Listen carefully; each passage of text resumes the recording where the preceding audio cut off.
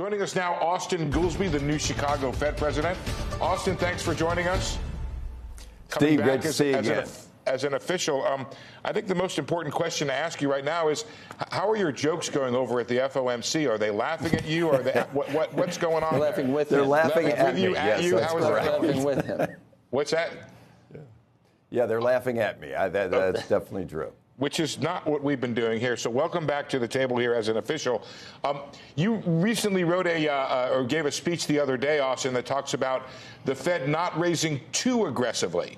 And I'm trying to understand more about what you meant about that. Does that mean not doing additional rate hikes from here? Or does that mean not doing a lot more from here? Could you maybe put some detail around that comment?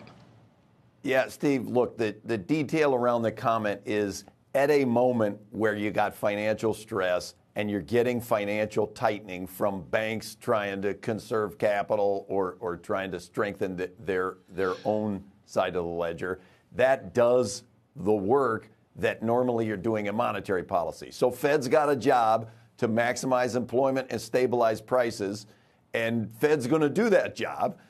If the credit conditions are doing that job for it, you want to be mindful of it and not be too aggressive. We still got several weeks before the FOMC meeting, so I don't want to specify to the basis point exactly what is that going to mean for what I would be for at the FOMC meeting, because I still want to see the data. But let's just be mindful that we've raised a lot. It takes time for that to work its way through the system. And with this retail sales number, you may be seeing a little bit of that lag. And if you add financial stress on top of that, let's not be too aggressive. Give me your impression, Austin, of the, I guess it should be President Goolsbee now, right? No, it's Mr. President. That's Mr. exactly President. right. Mr. President. And for Joe, that's Air Dr. President Plenipotentiary. He's made it very clear that I need a lot of respect now. A lot of respect now. He We are going to treat and I'm willing to give it. We're going to treat President Goolsbee Joe, with respect. We're going to get to in a second the money you still owe me. Yeah, okay. Yeah. All right, hold on. I don't think you can accept it now. Accept that you anymore. can't accept I that. was trying to keep this interview from going off the rails quite so quickly, but let's just keep it focused for a second, President Goolsbee. Mr. President. Mr. President. Give me your impression of the two inflation reports this week and your outlook for inflation over the next several months, please. Look, I think inflation is coming down. We've still got this. Is it a cloud? It's probably not a cloud anymore. But this issue of how much is coming from demand and how much from supply. You've seen the supply chain constraints easing across a lot of sectors. So that's been helping bring inflation down. But you've still got clear stickiness on some parts of the prices.